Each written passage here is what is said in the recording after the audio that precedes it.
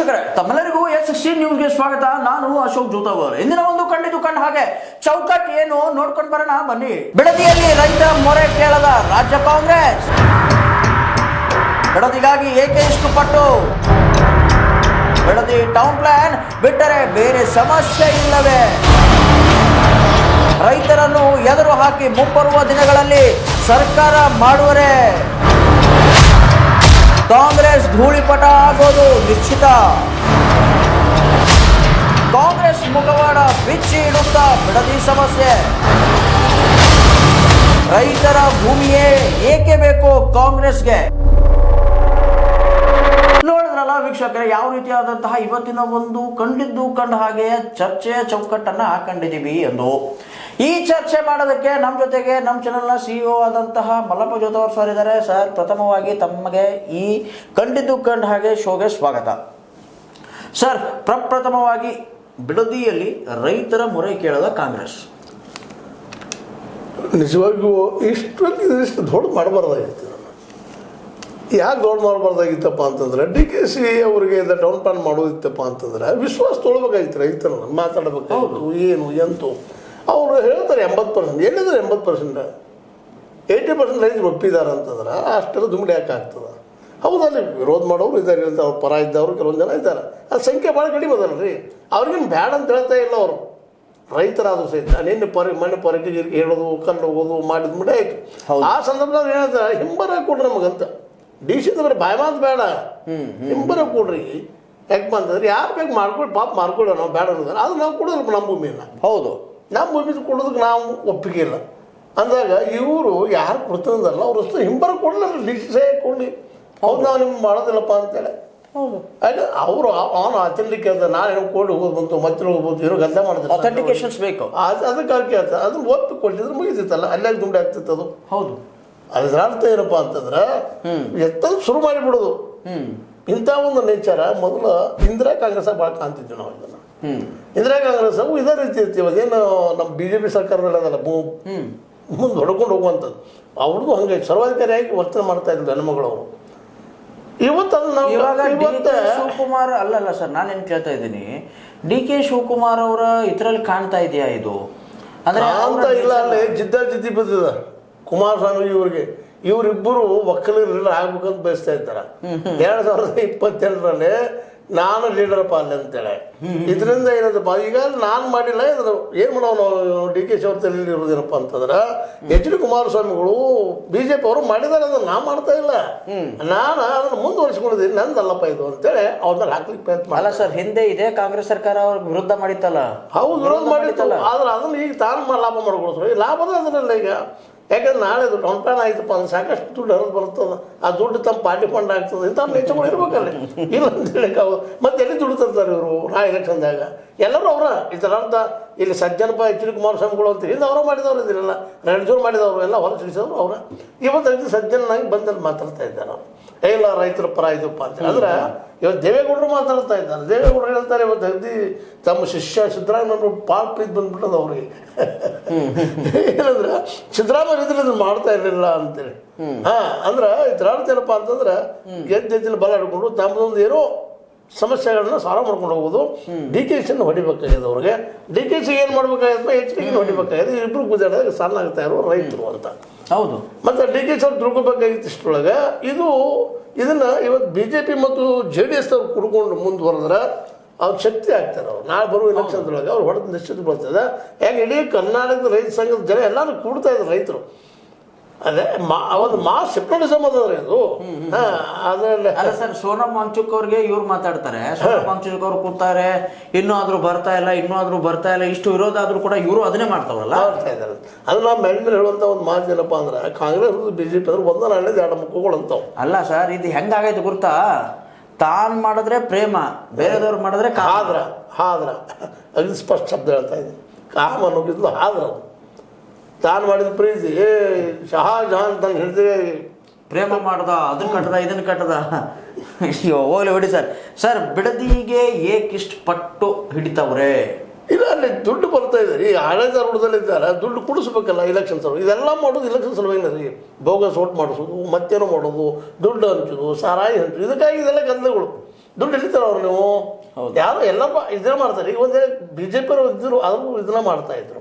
ಅಲ್ಲ ಸರ್, ನಾನೇನು ಕೇಳ್ತಾ ಇದ್ದೀನಿ, ಇವಾಗ ಬಿಡದಿ ಒಂದೇನಾ ಟೌನ್ ಪ್ಲಾನಿಂಗ್ ಮಾಡೋದಿದೆ? ಸಾಕಷ್ಟು ಅಲ್ಲ, ಗುಲ್ಬರ್ಗ ಐತೆ, ಬೆಳಗಾವಿ ಐತೆ. ನನ್ನ ಹಳೆ ಎಲ್ಲ ಶೋಗಳಲ್ಲಿ ಇದನ್ನೇ ಹೇಳ್ತಿರ್ತೀನಿ. ಆಮೇಲೆ ಅದ್ರ ಜೊತೆಗೆ ಧಾರವಾಡ ಐತೆ, ಹುಬ್ಬಳ್ಳಿ ಐತೆ. ಯಾಕೆ ಸರ್ ಪ್ರತಿಯೊಂದು ಊರಿಗೂ ಬೇರೆ ಬೇರೆ ಬೇರೆ ಬೇರೆ ಇಂಡಸ್ಟ್ರಿಗಳನ್ನು ಕಳಿಸ್ಬಾರ್ದು? IT ಸೆಕ್ಟರ್ಸು, BT ಸೆಕ್ಟರ್ಸು, ಅದೇ ರೀತಿ. ಇವತ್ತಿದೆಲ್ಲರೂ ವಿರೋಧ ಪಕ್ಷದವರೆಲ್ಲ ಮಾತಾಡ್ತಾರೆ. ಈ ಮಾತನ್ನು ಏನು ಮಾತಾಡ್ತಿದ್ದಾರಲ್ಲ, ವಿರೋಧ ಪಕ್ಷದವ್ರು ಮಾತಾಡ್ತಾರೆ. ನಾಳೆ ಅವರು ಆಡಳಿತಕ್ಕೆ ಬಂತಂದ್ರೆ ಬಿಡದಿಗೆ ಬೆಲ್ ಅಂತಾರೆ, ಬಿಡದೇ ಬೆಲ್ ಅಂತಾರೆ. ಯಾಕೆ ಬೆಲ್ ಅಂತಾರಪ್ಪ ಅಂದ್ರೆ ಎಲ್ಲರಿಗೂ ತಮ್ಮ ಪಾರ್ಟಿ ಪಂಡು ಕೊಡಿಸೋದು. ಇಲ್ಲಿ ನಿಜವಾದ ಕಳ್ಕಳಿ ಇಲ್ಲ, ನಿಜವಾಗಿ ಬೇರೆ ಬೆಳೆಸಬೇಕು. ಅಲ್ಲ ಸರ್, ಎಲ್ಲ ಅಲ್ಲಲ್ಲ, ನಾನೇನು ಹೇಳ್ತಿದ್ದೀನಿ, ಇವತ್ತು ಯಾವುದೇ ಒಂದು ಟೌನ್ ಪ್ಲಾನಿಂಗ್ ಅಂತ ಬಂದಾಗ, ಇವಾಗ ಹುಬ್ಳಿಯಲ್ಲೇನೆ ನಾನು ಹೇಳ್ತಾ ಇದ್ದೀನಿ, ಗೂಗಲ್ ಬರ್ತಿದೆ ಅಂತ ಗುರುತಾಗ್ಬಿಟ್ರೆ, ಗೂಗಲ್ ಕಂಪನಿ ಹುಬ್ಳಿಲಿ ತನ್ನ ಹೆಡ್ ಆಫೀಸ್ ಮಾಡ್ತಾ ಇದೆ, ಕರ್ನಾಟಕದ ಹೆಡ್ ಆಫೀಸ್ ಮಾಡ್ತಾ ಇದೆ ಅಂತ ಬಂದರೆ, ಅಲ್ಲಿ ಇರ್ತಕ್ಕಂತಹ ಎಲ್ಲ ಲ್ಯಾಂಡ್ ರೇಟ್ಗಳು ಹೆಚ್ಚೇ ಆಗುತ್ತೆ. ಅಲ್ಲ, ಬೆಂಗಳೂರಿಂದನೇ ಕಮಾಯಿ ಮಾಡ್ಬೇಕಂತ ಏನು ಇವ್ರದು? ಇಲ್ಲ ರೀ, ಇಲ್ಲೇನದಪ್ಪ ಅಂತಂದ್ರೆ ಯಾವಾಗಲೂ ಬೆಳೆದಂಥದ್ದು ಸಡನ್ ಆಗಿ ಕೈ ಬರುವಂಥದ್ದು ಯಾವುದದ. ಇನ್ನೊಂದು ಕಡೆ ಓದು, ಅದನ್ನು ಬೆಳೆಸಿ ಇನ್ವೆಸ್ಟ್ಮೆಂಟ್ ಮಾಡಿ ಕೆಲಸೋದಕ್ಕೆ ಇನ್ನೂ ಲೇಟ್ ಆಗ್ತದೆ. ಈಗ ಹಾಕಿದ ತಕ್ಷಣ, ಬೀಜ ಹಾಕಿದ ತಕ್ಷಣ ಪ್ರತಿಫಲ ಬರೋದು ಯಾವ ಜಾಗ? ಅಲ್ಲ ಸರ್, ಹುಬ್ಳಿಯಲ್ಲೂ ಕೂಡ ಏನು ಬೇಕೋ ಅದೆಲ್ಲ ಸಿಗುತ್ತೆ ಅಲ್ವಾ ಸರ್? ಅದೇ ರೀತಿ ಹುಬ್ಳಿಲಿ ಇನ್ ದ ಸೆನ್ಸ್. ಆದರೆ ಹುಬ್ಬಳ್ಳಿಯಲ್ಲಿ ಬೆಂಗಳೂರಲ್ಲಿ ಎಷ್ಟು ಸಿಗ್ತದೋ ಅಷ್ಟು ಸಿಗ್ತಾ ಇಲ್ಲ, ಸಿಗುವುದಿಲ್ಲ ಅನ್ನೋದು ಇವ್ರ ನಂಬಿಕೆ. ಅಲ್ಲ ಸರ್, ಇವಾಗಲಾದರೂ ಕೂಡ ಮೇನ್ ಟೌನಲ್ಲಿ ಕೋಟ್ ಗಂಟ್ಲೆ ಜಾಗದ ರೇಟ್ ಇದೆ ಹುಬ್ಳಿಲೂ ಕೂಡ, ಅಲ್ಲೂ ಕೂಡ ಏನು ಕಡಿಮೆ ಇಲ್ಲ. ಸ್ವತಂತ್ರವಾದ ಮೀಡಿಯಾಗೆ ಬೇಕಾಗಿರುವುದು ಸ್ವತಂತ್ರ ಧ್ವನಿ. ಆ ಸ್ವತಂತ್ರ ಧ್ವನಿ ಉಳಿಸಲು ನೀವು ಮಾಡಬೇಕಾದದ್ದು ಇಷ್ಟೇ. ಅದೇನಪ್ಪಾ ಅಂತಂತಂದ್ರೆ, ನಿಮ್ಮ ಕೈಲಾದಷ್ಟು ಸಹಾಯ ಈ ಚಾನಲ್ಗೆ ಮಾಡಿ ಹಾಗೂ ನಿಮ್ಮ ಧ್ವನಿಯನ್ನು ಕಾಪಾಡಿಕೊಳ್ಳಿ. ಕೋಟ್ ಗಂಟ್ಲೆ ರೇಟ್ ಐತೆ, ಅಲ್ಲೂ ಕೂಡ ಇದನ್ನೇ ಮಾಡ್ಬೋದಲ್ಲ ಇವರು. ನಾವು ಅಂತೀವ್ರಿ, ಬೆಳೆಸೋ ಮಾಡ್ರಿ ಅಂತ ಟೌನ್ಶಿಪ್. ಅದಕ್ಕಿಂತ ಇಂಪಾರ್ಟೆಂಟ್ ಏನಪ್ಪಾ, ಇದನ್ನೆಲ್ಲ ನೋಡ್ತಾ ಹೋದಾಗ ಆಂಧ್ರ ಪ್ರದೇಶನವರು, ತೆಲಂಗಾಣದವರು ಒಳ್ಳೆಯವರು ಅಂತ ಅನಿಸ್ಬಿಡುತ್ತೆ. ಏನಕ್ಕಂದರೆ ತೆಲಂಗಾಣದಲ್ಲಿ ಇವಾಗ ತೆಲಂಗಾಣ ರಾಜ್ಯದ್ದೇ ಬೇರೆ ಬೇರೆ ಇವನ್ ಮಾಡ್ಕೊಂತಿದ್ದಾರೆ, ಅವರು ಹೊಸ ಹೊಸ ಸಿಟಿಗಳನ್ನ ಮಾಡ್ಕೊಂತಿದ್ದಾರೆ. ಅಮರಾವತಿ, ಆಮೇಲೆ ಅದ್ರ ಜೊತೆ ವಿಶಾಖಪಟ್ಟಣಂಗಳನ್ನ ಬೆಳೆಸ್ಕೊಂತಿದ್ದಾರೆ. ಅಂದ್ರೆ ಆಫೀಸ್ಗಳನ್ನೇ ಚೇಂಜ್ ಮಾಡ್ತಾ ಇದ್ದಾರೆ. ಅಂದ್ರೆ ಪ್ರತಿಯೊಂದು ಮಿನಿಸ್ಟ್ರಿಗೂ ಬೇರೆ ಬೇರೆ ರಾಜ್ಯದ ಮೂಲೆಗಳಲ್ಲಿ ಇವಾಗ ಮುಖ್ಯಮಂತ್ರಿನ ಭೇಟಿ ಆಗ್ಬೇಕಂತಂದ್ರೆ ವಿಶಾಖಪಟ್ಟಣಂ ಬರ್ಬೇಕು ಅಂದ್ರೆ, ಫಾರ್ ಎಕ್ಸಾಂಪಲ್ ಹೇಳ್ತಾ ಇದ್ದೀನಿ ನಾನು, ಈ ಟೈಪ್ ಎಲ್ಲ ವಿಂಗಡಣೆ ಮಾಡ್ಕೊಂಡ್ಬಿಟ್ಟಿದ್ದಾರೆ ಆಂಧ್ರ ಪ್ರದೇಶನವರು. ಅಮರಾವತಿಗೆ ಎಲ್ಲ ತಂದು ಅಮರಾವತಿ ಮೇಲೇನೆ ಡಂಪ್ ಮಾಡ್ತಾ ಇಲ್ಲ. IT BT ಸೆಕ್ಟರ್ಗೆ ಹೋಗ್ಬೇಕಂತಂದ್ರೆ ವಿಶಾಖಪಟ್ಟಣಂದಲ್ಲಿ ತುಂಬ ನೀರೈತೆ, ಅಲ್ಲೆಲ್ಲ ಕೂಲ್ ಆಗಿರ್ತಾರೆ ಜನ, ಅವ್ರಿಗೆ ಎಷ್ಟು ನೀರು ಬೇಕೋ ಅಷ್ಟು ಅವ್ರು ಯೂಸ್ ಮಾಡ್ಕೊಳ್ಳಿ, ಸಮುದ್ರದ ತಟಭೂಮಿ ಹಾಗೆ ಹೀಗೆ ಅಂತ ಹೇಳಿ ಅಲ್ಲೆಲ್ಲ ಮಾಡ್ಕೊಂಡ್ಬಿಟ್ಟವ್ರೆ.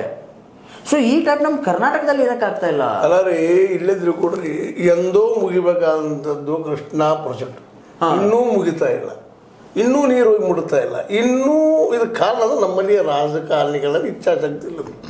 ಈಗ ಆಲ್ರೆಡಿ ನಮ್ಮ ತಮ್ಮ ಪಾಲಿನ ನೀರನ್ನು ಆಂಧ್ರದವರು, ತೆಲಂಗಾಣದವರು ಮುಗಿಸ್ಕೊಂಡು ಇನ್ನೂ ಉಳಿದ ನೀರು ನಮಗೆ ಬರೋಂಥ ನೀರು ನೋಡಿ ಪಾಲ ಕೇಳ್ತಾ ಇಲ್ಲ. ಇದಕ್ಕೆ ಕಾರಣ ನಮ್ಮ ರಾಜಕಾರಣಿಗಳೆಲ್ಲ, ಕರ್ನಾಟಕದ ರಾಜಕಾರಣಿಗಳಲ್ಲೇ ನಿಶ್ಚಿತವಾಗಿ ಮಾಡಬೇಕು ಅಂತ ದೃಢ ಮನಸ್ಸಿಲ್ಲ ಅನ್ನುವಂಥದ್ದು.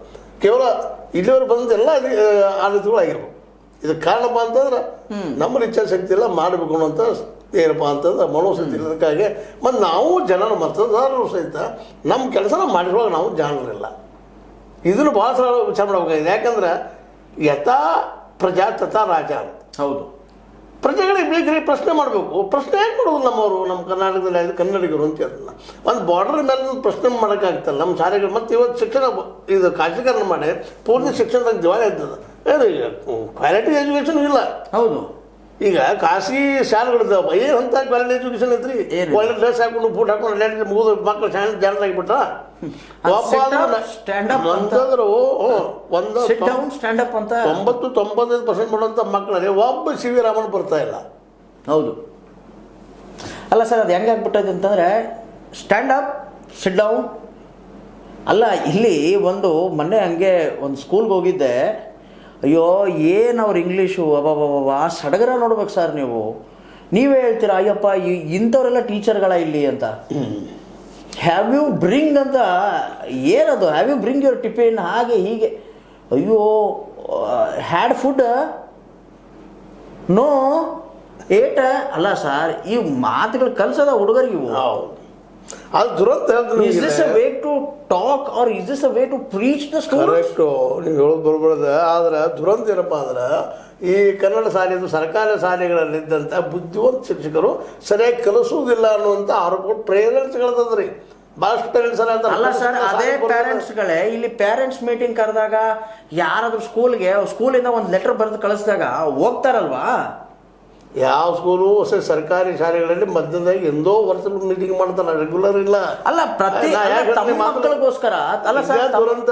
ಓಕೆ ಅದು ಬಿಡಿ ಸರ್, ಇವಾಗ ಬಿಡದಿ ಬಿಟ್ಟು ನಾವು ಹೋಗ್ತಾ ಇದೀವಿ ಸರ್. ಇವಾಗ ಬಿಡದಿ ಈಗೇನೋ ರೈತರ ಜಾಗೃತಿ ಆಗ್ತಾ ಇದೆ. ಖುಷಿ ವಿಷಯಪ್ಪ ಏನಂದ್ರೆ ನಮ್ಮ ಲ್ಯಾಂಡ್ ಕೊಡುದಿಲ್ಲ ಅನ್ನುವಂಥದ್ದು. ಸ್ವತಃ ನಮ್ಮನ್ನು ನಾವು ಉಳಿಸ್ಕೊಳ್ಬೇಕಾಗಿ ನಾವು ಎಚ್ಚರಗೊಳ್ಬೇಕು. ಈಗ ಸರ್ ಬಿಡದಿ ಟೌನ್ ಪ್ಲಾನ್ ಬಿಟ್ರೆ ಬೇರೆ ಸಮಸ್ಯೆ ಇಲ್ವಾ? ಸಾಕಷ್ಟು ಸಮಸ್ಯೆ ರೀ. ನಿರುದ್ಯೋಗಗಳು ಹೋಗಿಸ್ಬೇಕಾಗ್ಯದ, ಉದ್ಯೋಗ ಕೊಡ್ಬೇಕಾಗ್ಯದ, ನೀರಾವರಿ ಸಮಸ್ಯೆ ಅದ, ನೀರೆಲ್ಲ ಹೋಗಿ ಮುಟ್ಟಿಲ್ಲ. ಆಲ್ ಓವರ್ ಕರ್ನಾಟಕದಲ್ಲಿ ಇವತ್ತು ಸಹಿತ ಪ್ರಾಬ್ಲಮ್ ಅದ ನೀರಿಂದು. ಅಂದ್ರೆ ಇಲ್ಲಿ ಸಮಸ್ಯೆ ಇಲ್ಲ ಅಂತ. ನಿರುದ್ಯೋಗ ಜೊತೆಗೆ ಬಡತನ ಸಾಕಷ್ಟು ಅದ, ಸ್ವಚ್ಛ ನೀರು ಇನ್ನೂ ಸಿಗ್ತಾ ಇಲ್ಲ. ಎಷ್ಟು ಬೇಕು ನಿಮ್ಗೆ ಸಮಸ್ಯೆಗಳು ಹೆಚ್ಚು ಬಂದಿದ್ದಾವೆ ಸಮಸ್ಯೆಗಳು. ಅವು ಸಾಲ ಮಾಡ್ಬೇಕಂತ ಯಾರಿಗೂ ಇಲ್ಲ. ಸೊ ನಾವು ಗ್ಯಾರಂಟಿ ಕೊಟ್ಟಿಪ್ಪ ಮುಗಿದೋಗ್ಬಿಡ್ತಂತ. ಗ್ಯಾರಂಟಿ ಪರಿಹಾರ ಅಲ್ಲ. ಗ್ಯಾರಂಟಿ ಜಸ್ಟ್ ನಿಮಗೆ ಆ ಟೈಮ್ ಅಪ್ಲಿಫ್ಟ್ ಮಾಡುವಂಥದ್ದು ಅಷ್ಟೇ. ಹೌದು, ಮೀಸಲಾತಿ ಅನ್ನೋದು ಅಪ್ಲಿಫ್ಟ್ ಮಾಡುವಂಥದ್ದು. ಮೀಸಲಾತಿ ಸಮಸ್ಯೆ ಪರಿಹಾರ ಅಲ್ಲ. ಇವತ್ತು ಮೀಸಲಾತಿ ಕೊಟ್ಟಿದ್ದು ನೋಡಿದ್ರೆ ನಮ್ಮ ನಂದನವಳ ಇರಬೇಕಾಗಿತ್ತು. ಎಲ್ಲ ದಲಿತರಾಗಿರ್ಬೋದು, ಎಲ್ಲ ಹಿಂದುಳಿದವರಾಗಿರ್ಬೋದು, ಎಲ್ಲ ಆರಾಮಿರ್ಬೋದು. ಆದರೆ ಪರ್ಸೆಂಟೇಜ್ ನಾವು ಮೀಸಲಾತಿ ಕೊಟ್ಟಿದ್ದರಿಂದ ಯಾರು ಉದ್ದಾರ ಅಂದರೆ ಕೆಲವೇ ಜನ, 100 ಜನರಲ್ಲಿ 50 ಜನ ಇಂಪ್ರೂವ್ ಆಗಿರ್ತಾರೆ ಆ ಕಮ್ಯುನಿಟಿಯಲ್ಲೇ. ಉಳಿದವರೆಲ್ಲರೂ ಮತ್ತೆ ಎಲ್ಲಿರ್ಬೇಕು ಅಲ್ಲೇ ಇರ್ತಿರ್ತಾರೆ. ಅರ್ಥ ಏನಪ್ಪ ಅಂತಂದ್ರೆ ನಾವು ಎಲ್ಲಿವರೆಗೆ ನಮ್ಮ ಎಲ್ಲ ಜನರಿಗೆ ಉದ್ಯೋಗ ಸೃಷ್ಟಿ ಮಾಡುವಂತಹ ಒಂದು ದೂರದೃಷ್ಟಿಯ ಸಿಸ್ಟಮ್ ಅನ್ನ ಮಾಡ್ಕೊಳ್ಳೋದಿಲ್ವೋ, ಎಲ್ಲಿವರೆಗೆ ಎಲ್ಲ ಮಕ್ಕಳು ಶಿಕ್ಷಣ ಸಿಗುವಂಥ ವ್ಯವಸ್ಥೆ ಮಾಡ್ಕೊಳ್ಳೋದಿಲ್ವೋ. ರೈತರನ್ನ ಎದುರು ಹಾಕೊಂಡು ಮುಂಬರುವ ಚುನಾವಣೆಗಳಲ್ಲಿ ಕಾಂಗ್ರೆಸ್ ಸರ್ಕಾರ ಆಡಳಿತ ಮತ್ತೆ ಹಿಡಿಯುತ್ತಾ? ನೋಡ್ರಿ, ಇವತ್ತು ರೈತರಲ್ಲಿ ಎಚ್ಚರಿಕೆ ಆಗ್ಲಿಕ್ಕೆ ನಾ ತಿಳ್ಕೊಂಡ ಪ್ರಕಾರ ರೈತರು ಒಂದಾಗಿ ತಮ್ಮ ಬೇಗ ಸರ್ಕಾರ ರಚನೆ ಮಾಡಬಹುದು ಅಂತೇಳಿ. ಆದ್ರೆ ಇತಿಹಾಸ ಹಂಗೆ ಹೇಳೋದಿಲ್ಲ ನಮಗದು.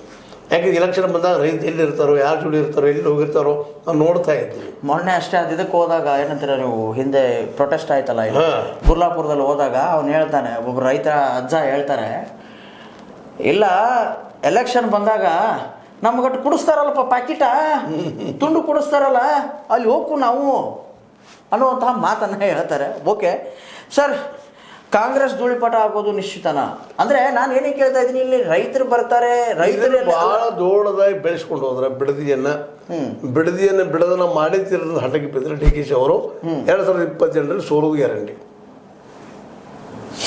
ಕಾಂಗ್ರೆಸ್ ಮುಖವಾಡ ಬಿಚ್ಚಿ ಇಡುತ್ತಾ ಈ ಬಿಡದಿ ಸಮಸ್ಯೆ. ಇಲ್ಲಿವರೆಗೆ ರಾಹುಲ್ ಗಾಂಧಿ ಕಾಂಗ್ರೆಸ್, ಇಂದಿರಾ ಕಾಂಗ್ರೆಸ್ ಅಂತ ಡಿವೈಡ್ ಮಾಡ್ತೀನಿ ಈ ಸಂದರ್ಭದಲ್ಲಿ. ರಾಹುಲ್ ಗಾಂಧಿ ಕಾಂಗ್ರೆಸ್ ಜನರ ಧ್ವನಿ ಜನರಿಗೆ ಕೇಳುವಂಥದ್ದು ಪಾದಯಾತ್ರೆ ಕಾಂಗ್ರೆಸ್ ಅದೆಲ್ಲ ಡೋಂಗಿ ಅಂತ ಅನಿಸ್ತಾ ಇದೆ. ಇಲ್ಲ, ಡೋಂಗಿ ಅಂತ ತಿಳ್ಕೊಂಡು ಕರಾರಿಲ್ಲ. ಆದ್ರೆ ಇಂದಿರಾ ಗಾಂಧಿ ನಾನು ಹೇಳ್ತಾ ಇಲ್ಲ, ವಿರೋಧ ಪಕ್ಷಗಳು ವಿರೋಧ ಪಕ್ಷ ಕೆಲಸದ ಪಾಪ ಅವ್ರು ಮಾಡ್ಬೇಕಾದಲ್ಲ, ಅವ್ರು ತಪ್ಪಂತ ಹೇಳೋದಿಲ್ಲ. ಅವರು ಈ ಡೊಂಗಿ ಅಂತ ಅವ್ರು ಹೇಳ್ಕೊಂಡ್ರ ಅಂದ್ರೆ ಇಲ್ಲಿವರೆಗೆ ನೀವು ರೈತರ ಪರವಾಗಿದ್ದಿದ್ರೆ, ಜನರ ಪರವಾಗಿದ್ದಿದ್ರೆ, ರೈತರು ಜನರು ಹೇಳಿರ್ತಕ್ಕಂತಹ ಮಾತುಗಳನ್ನ ನೀವು ಎಂದೂ ಅಲ್ಲಗಳಿತಿರ್ಲಿಲ್ಲ ಅನ್ನುವಂತಹ ಮಾತು ಬಿಡದಿಗೆ ಇನ್ನೂ ಸಮಯ ಇದೆ, ಇನ್ನು ಬಹಳ ಇಲ್ಲ. ಆದ್ರೆ ಅದನ್ನ ರಿಜಿಟ್ ಆಗಿ ಕೂತ್ರೆ ಇವತ್ತು ನಮ್ಮ ಮೋದಿಯವರು ವಾಂಗ್ಚುಕ್ ಅವರ ವಿರೋಧವಾಗಿ ತಗೊಂಡಂಥ ಸ್ಟ್ಯಾಂಡ್ ಇವ್ರು ಬಿಡದಿ ವಿರೋಧವಾಗಿ ತಗೊಂಡ್ರೆ ನಿಶ್ಚಿತವಾಗಿಯೂ ರೈತರು ಜಾಗೃತಿ ಆಗಿದ್ದಾರೆ, ಒಗ್ಗಟ್ಟಾಗೋ ಸಾಧ್ಯತೆಗಳಿದ್ದಾವೆ. ಅದನ್ನು ನಾನು ಬಿಟ್ಟುಕೊಂಡು ರೈತರ ಇಚ್ಛೆ ಏನು ಮಾಡ್ತಾರೆ ಮಾಡಲಿ ತಿಂದು ಸರ್ಕೊಂಡ್ರಪ್ಪ ಅಂತಂದ್ರೆ ಆವಿಗತೆ ಮಕ್ಕ ಒಳಗೆ ತಗೊಂಡ್ರೆ ಇನ್ನೂ ಅವಕಾಶಗಳಿದೆ. ಯಾಕಂದರೆ ಗ್ಯಾರಂಟಿ ಅಂತ ಜೊತೆ ಇನ್ನೊಂದೆರಡು ಗ್ಯಾರಂಟಿಗಳು ಸೇರಿಸಿದ್ರೆ ಗೆಲ್ಲಬಹುದೇನೋ. ಆದರೆ ವಿರುದ್ಧ ಯಾರು ಅದಾರಪ್ಪ ಅಂದ್ರೆ ಎದುರು ಮೋದಿ ಅವರು ಇದ್ದಾರೆ. ಮೋದಿ ಅವ್ರಂತ ಗೊತ್ತದ, ಅದ್ರ ಜೋಡಿ EVM ಅದ, ಅದ್ರ ಜೋಡಿ SIR ಅದ, ಇದ್ದಾರೆ. ಅವ್ರನ್ನ ಗೆಲ್ಲೋದ್ರ ಸ್ವಲ್ಪ ಮಾತಲ್ಲ, ಗೆಲ್ಲಬೇಕಾಗಿತ್ತಪ್ಪ ಅಂದ್ರೆ. ಯಾಕಂದ್ರೆ ಇಲೆಕ್ಷನ್ ಕಮಿಷನ್ ಕೈಯಾಗಿಲ್ಲ, SIR ಅದ್ರ ಮೂಲಕ ಇನ್ನೂ ಎಷ್ಟು ಕರ್ನಾಟಕದಾಗ ಹೋಗ್ತಾ ಇಲ್ಲ. ಕರ್ನಾಟಕದಲ್ಲೇ ಈಗ ನಡೆದದು ಏನಾಗ್ಬೋದು ಏನಿಲ್ಲ ಅಂತೇಳಿ ಎಲ್ಲ ನೆಲೆಗಟ್ಟಿನಲ್ಲಿ ಅವ್ರು ಸ್ಟ್ರಾಂಗ್ ಇದ್ದಾರೆ BJPಗರು. ಈ ದಿಸೆಯಲ್ಲಿ ಇವತ್ತು DK ಅವರು ಭಾಳ ಎಚ್ಚರ ನಿರ್ಧಾರ ತಗೋಬೇಕಾಗಿದೆ. ಮತ್ತು ನಿಧಾನಕ್ಕೆ ನಾವು 100% ಅಂತ ಹೇಳೋದಿಲ್ಲ, ರೈತರಲ್ಲಿ ಎಚ್ಚರಿಕೆ ಮಾಡ್ತವ್ರೆ. ಬಿಡದಿ ಏನೋ ಮಾಡ್ಕೊಳ್ಳಿ. ಒಂದು ಮಾತು ರೈತರ ಬಂದ ಹೇಳ್ತಾ ಇದ್ದೀನಿ ಕೇಳ್ರಿ, ರೈತರು ಬಂದ ಹೇಳ್ತಾ ಇದ್ದೀನಿ, ರೈತರ ಮೇಲ್ನೋಟಕ್ಕೆ ಎಚ್ಚರಗೊಳ್ತಾ ಇದ್ದಾರೆ ಅಂತ ಅನಿಸ್ತದೆ. ಬಟ್ ಅವ್ರು ನಿಜವಾಗ್ಲೂ ಎಚ್ಚರ ಆಗಿದ್ರೆ ಮತ್ತೆ ಇದನ್ನು ಬಿಡದ ಬೆನ್ನು ಹಚ್ಚಿದ್ದಾರೆ ಸರ್. ಅವರು ಎಲೆಕ್ಷನ್ ನಿಂತ್ಕೊಳ್ಳಲ್ಲ ಅಂತ ಓಪನ್ ಆಗಿ ಹೇಳ್ತಾರೆ ರೈತರು. ರೈತ ಸಂಘದ ಮುಖಂಡರು ಕೂಡ ನಾವು ಎಲೆಕ್ಷನ್ ನಿಂತ್ಕೊಳ್ಳಲ್ಲ, ನಮ್ಗಿದು ಬೇಡ ಅಲ್ಲ ಸರ್, ಬೆಳಗ್ಗಿಂದ ಸಂಜೆವರೆಗೂ ಕೂಡ ಅದರೊಳಗನೆ ಇರ್ತಾರೆ. ಅವ್ರು ಇವ್ರು ನಮಗೆ ಕರೆಕ್ಟಾಗಿ ಕೆಲಸ ಮಾಡ್ತಿಲ್ಲ, ಅವ್ರು ನಮಗೆ ಕರೆಕ್ಟಾಗಿ ಕೆಲಸ ಮಾಡ್ತಿಲ್ಲ. ಇದರಲ್ಲಿ ರೈತರನ್ನೂ ಕೇಳ್ತಾ ಇದ್ದೀನಿ, ನಾನು ಓಪನ್ ಆಗಿ ಮಾತಾಡ್ತಾ ಇದ್ದೀನಿ. ಬಾಯಿ ತುಂಬ ಅಂತಾರೆ, ಇಲ್ಲ ಅವ್ನು ಕೆಲಸ ಮಾಡ್ತಾ ಇಲ್ಲ, ಇವ್ನು ಕೆಲಸ ಮಾಡ್ತಾ ಇಲ್ಲ. ಅವನನ್ನು ತೆಗೆದಾಕಿ ನೀವೇನಕ್ಕೆ ಬರಲ್ಲ? ಬರೇ ತಪ್ಪೇಳೋದಲ್ಲ ಅಲ್ಲ ಸರ್, ಅದು ಹುಡುಕ್ಬೇಕಲ್ಲ, ಪರಿಹಾರ ಬೇಕದಕ್ಕೆ. ಇಲ್ಲಪ್ಪ, ಇವಾಗ ನಾನೇ ಒಂದು ಓಪನ್ ಆಗಿ ಕೇಳ್ತೀನಿ, ಕಾಂಗ್ರೆಸ್ಸು ಭ್ರಷ್ಟ, ಕಾಂಗ್ರೆಸ್ಸನ್ನ ಕೆಳಗಿಳಿಸಿದ್ರೆ ಅವ್ರ ಜಾಗಕ್ಕೆ ಯಾರು? ಮತ್ತೆ ಬಿಜೆಪಿ ಬರ್ತಾರೆ, JDS ಬರ್ತಾರೆ. ಅವರು ಲಕ್ಷಾವಧಿ ಕೋಟಿಗಳನ್ನ ಮಾಡಿಟ್ಬಿಟ್ಟವ್ರು ಅವ್ರು. ಅಂದ್ರೆ ನಿಮ್ ಸಮಸ್ಯೆ ಏನು? ಕೆಲಸ ಆಗದಿರೋ ಸಮಸ್ಯೆನಾ? ಇಲ್ಲಪ್ಪ ಅಂತಂದ್ರೆ ಕೆಲಸ ಮಾಡೋರ ಸಮಸ್ಯೆನಾ? ಅಲ್ಲ, ಅವರೇ ಕನ್ಫ್ಯೂಷನ್ ಅಲ್ಲಿ ಇದ್ದಾರೆ. ನಾನು ಓಪನ್ ಆಗಿ ಹೇಳ್ತೀನಿ ಇದನ್ನ. ಇಲ್ಲಪ್ಪ, ಇಲ್ಲಿ ರಾಡಿ ಐತೆ, ಇಲ್ಲಿ ಹೊಲ್ಸ್ ಐತೆ ಅಂತ ಹೇಳಿದ್ರೆ ಅಲ್ಲಿ ಎಳೆದ್ಬಿಟ್ಟು ಅದನ್ನ ಕ್ಲೀನ್ ಮಾಡೋದು ಯಾರು? ಸುಧಾರ ಮಾಡ್ಕೋಬೇಕು. ಇಲ್ಲಪ್ಪ ಅಂತಂದ್ರೆ ಮತ್ತೆ ಮುಂಬರೋದು ಬಿಜೆಪಿ ಗೌರ್ಮೆಂಟ್ ಅವ್ರು ಅವಾಗ ಮತ್ತೆ ಬಿಡದಿ ತಗೊಂಡ್ಬರ್ತಾರೆ. ಮತ್ತೆ ಅದು ಏನಂತೀರ ನೀವು, ಇತ್ತಾಗ ಎಲ್ಲ ನೀರಾವರಿ ಅವು ಇವೆಲ್ಲ ಸಮಸ್ಯೆಗಳು. ಹೌದು ಸರ್, ರೈತರ ಭೂಮಿ ಏಕೆ ಬೇಕು ಕಾಂಗ್ರೆಸ್ಗೆ? ಕಾಂಗ್ರೆಸ್ ಅಟ್ಟಲ್ಲ, ಯಾವ್ದು ಹಿಂದೆ JDS ಮಾಡಿದ್ರು. ರೈತರ ಭೂಮಿನೇ ಹೇಗೆ ಬೇಕು? ಇದಕ್ಕೆ ಉತ್ತರ ಪ್ರಶ್ನೆ ಇದಕ್ಕೆ ಕೇಳೋದು ಭಾಳ ಸುಲಭ. ಉತ್ತರ ಕೊಡ್ಬೇಕಾದಂಥವ್ರು ಕಾಂಗ್ರೆಸ್ ಮತ್ತು BJP. ಯಾಕೆ ಬೇಕಪ್ಪ ಅಂತಂದ್ರೆ, ಈ ಬೆಂಗಳೂರು ಬೆಳೆದಂಥ ಸಿಟಿ ಆಗ್ಯದ, ಅದ್ರ ಬದಿಯಲ್ಲಿ ರೇಟ್ಗಳು ಸಾಕಷ್ಟು ಬರ್ತಾ ಇದ್ದಾವೆ. ಮತ್ತು ನಾವು ಸಾಕಷ್ಟು ಆ ಲ್ಯಾಂಡ್ ಡೀಲಿಂಗ್ ಅಂದ್ರೆ ನಾವು ಗಳಿಸ್ಬೋದು, ಆ ದುಡ್ಡು ನಮಗೆ ಇಲಾಖೆಗೆ ಉಪಯೋಗ ಮಾಡ್ಕೋಬೋದು ಅನ್ನೋದು ಬಿಟ್ಟು ಮತ್ತೇನೂ ಇಲ್ಲ. ಇವರೇನಪ್ಪ ಸೈಂಟಿಫಿಕ್ ಆಗಿ ಇಡೀ ಪಟ್ಟಣ ದೊಡ್ಡದಾಗಿ ಬೆಳೆಸ್ತಾರೆ, ಮಾಡ್ತಾರೆ, ದೇಶ ಅಥವಾ ನಾಡನ್ನು ಒಂದು ಸೈಂಟಿಫಿಕ್ ಬೆಳೆಸ್ತಾರೆ ಅಂತಿಲ್ಲ. ಹಂಗಿದ್ರೆ ಬೇರೆ ಬೇರೆ ಕಡೆ ಇದನ್ನು ಮಾಡ್ತಾಯಿದ್ರು. ಅವ್ರ ಉದ್ದೇಶ ಒಂದಾದ, ರೇಟ್ ಹೆಚ್ಚಿಗೆ ಬರ್ತದೆ, ದುಡ್ಡು ಉಪಯೋಗ ಮಾಡ್ಕೋಬೋದು, ಭ್ರಷ್ಟಾಚಾರ ಮಾಡ್ಕೊಂಡು ದುಡ್ಡನ್ನು ಮಾಡ್ಕೊಂಡು ಇಲೆಕ್ಷನ್ ಆಳ್ಬೋದು ಅಂತೇಳಿ ಇನ್ನು ತಿಳ್ಕೊಳ್ಳೋಂಥ ರೈತರು, ದುಡಿಯುವಂಥವ್ರು ಇವರೆಲ್ಲ ಎಚ್ಚರಿಕೆಯಿಂದ ಮತದಾನ ಮಾಡುವಂಥದ್ದು ಇವತ್ತು ಭಾಳ ಅನಿವಾರ್ಯದ. ಮಾಡಲಿಲ್ಲ ಅಂದರೆ ಪರಿಸ್ಥಿತಿ ಹೆಂಗಂದ್ರೆ ಈಗ ಹೋಗುವಂಥದ್ದು. ಸೊ ನೋಡಿದ್ರಲ್ಲ ವೀಕ್ಷಕರೇ, ಯಾವ ರೀತಿಯಾದಂತಹ ಇವತ್ತಿನ ಒಂದು ಬಿಡದಿ ಸಮಸ್ಯೆಯ ಕುರಿತಾಗಿ ನಮ್ಮ H16 ನ್ಯೂಸಲ್ಲಿ ಎಕ್ಸ್ಕ್ಲೂಸಿವ್ ಒಂದು ಚರ್ಚೆ ನಡೀತು ಎಂದು. ಇದರಲ್ಲಿ ಅಲ್ಟಿಮೇಟಮ್ ಆಗಿ ನಿಮಗೇನು ತಿಳಿತು? ಕಮೆಂಟ್ ಬಾಕ್ಸ್ನಲ್ಲಿ ಕಮೆಂಟ್ ಹಾಕೋದನ್ನು ಮರಿಬೇಡಿ. ಏನಕ್ಕಂದರೆ ಕಮೆಂಟ್ ಹಾಕೋದು ತುಂಬ ಫ್ರೀ ಐತೆ. ಅದೇ ರೀತಿ ಸಬ್ಸ್ಕ್ರೈಬ್ ಆಗೋದನ್ನು ಮರಿಬೇಡಿ. ಯಾಕೆ ಹೇಳ್ತಾ ಇದ್ದೀನಿ? ಸಬ್ಸ್ಕ್ರೈಬ್ ಆಗೋದು ಕೂಡ ಫ್ರೀ. ಬಟ್ ಇಂಥ ಒಳ್ಳೊಳ್ಳೆ ವಿಚಾರಗಳು ತಮ್ಮ ಮುಂದೆ ಬರಲಿ, ತಮಗೆ ತಿಳಿಸಿ ಹೇಳುವಂತಹ ಕಾರ್ಯ, ಅದೇ ರೀತಿ ಒಂದು ಬೇಬಾಕಿಯಿಂದ ಮಾತಾಡುವಂತಹ ತಮ್ಮ ಧ್ವನಿಯನ್ನು ತಾವು ಉಳಿಸ್ಕೋಬೇಕಂತಂದರೆ ತಾವೇನು ಮಾಡಬೇಡಿ. ಪಾಪ ಒಂದು ಸಬ್ಸ್ಕ್ರೈಬ್ ಬಟನನ್ನು ಒತ್ತಿ ಬೆಲ್ ಐಕನನ್ನು ಕ್ಲಿಕ್ ಮಾಡಿ. ಅದೇ ರೀತಿ ಕಮೆಂಟ್ ಹಾಕೋದನ್ನು ಮಿಸ್ ಮಾಡಬೇಡಿ. ನೀವು ಎಷ್ಟು ಕಮೆಂಟ್ ಹಾಕ್ತಿರೋ ಅಷ್ಟು ನಮಗೆ ಒಳ್ಳೆಯದು. ಒಳ್ಳೆಯದಿಂದ ಸೆನ್ಸ್ ಏನಪ್ಪ ಅಂತಂದರೆ ನಾವು ಜಾಸ್ತಿ ಜನಕ್ಕೆ ರೀಚ್ ಆಗ್ತಾ ಇರ್ತೀವಿ.